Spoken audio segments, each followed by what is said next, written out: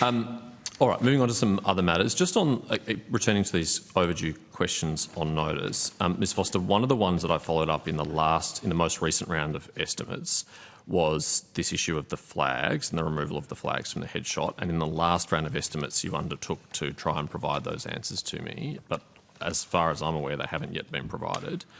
So this is a question on notice number 12 from I think that would be the November round, or maybe even the May round, and then question on notice 4.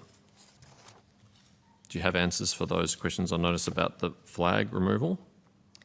Senator, both questions are still under consideration, and we are continuing to progress those. Okay. So I first asked that in November last year, following your decision to have the headshots altered to remove the Australian flag and the Aboriginal and Torres Strait Islander flag from the headshots. I mean, we're now in March, almost April. Does it really take 5, almost 6 months to answer a question about how the flags were removed from the headshots, which you directed? So, Senator, I gave evidence in the last estimates about the process we were taking to consolidate information to make sure that we were answering your question comprehensively, and we have made good progress doing that, Senator. It doesn't feel like progress because I haven't had the questions answered, and this is now the second round of estimates I've had to raise this issue in.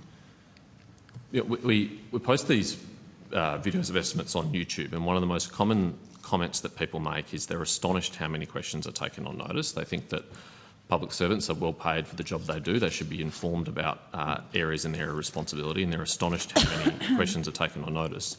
And they ask, are those questions ever answered? Do they ever come back to you and answer that question? I would love to be able to tell them, yes, those answers are provided and promptly, but I can't believe on such a small matter in the scheme of things like this that we still don't have an answer.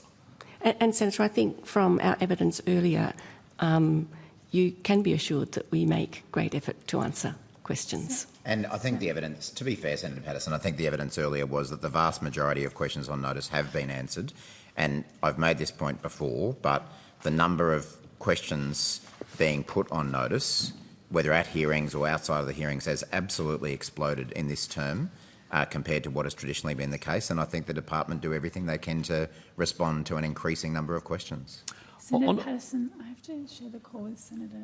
Thank you. Can I ask one related question? And then I think it's on a similar issue. So thank you. So, Secretary, just on a related issue, have there ever been portraits of the Queen or the King in the Department of Home Affairs, to your knowledge? Yes, there have been, Senator. And have they been removed? Senator, the portraits we have in our buildings now are of our ministers. Right, so that would be yes, the portraits have been moved. Did I miss a successful Republic referendum in the last 18 months? I think the Queen passed away from memory. You have to take her photo the Queen's down. been replaced.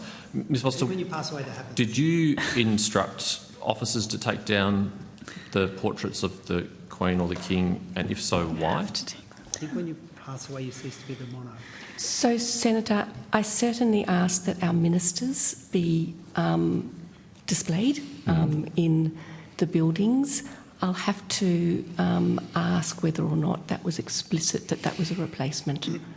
But they've been removed. I presume people have removed them without an instruction. Senator Patterson, I'm sorry, I do need to share the call. Okay, thank you, Chair. Thanks.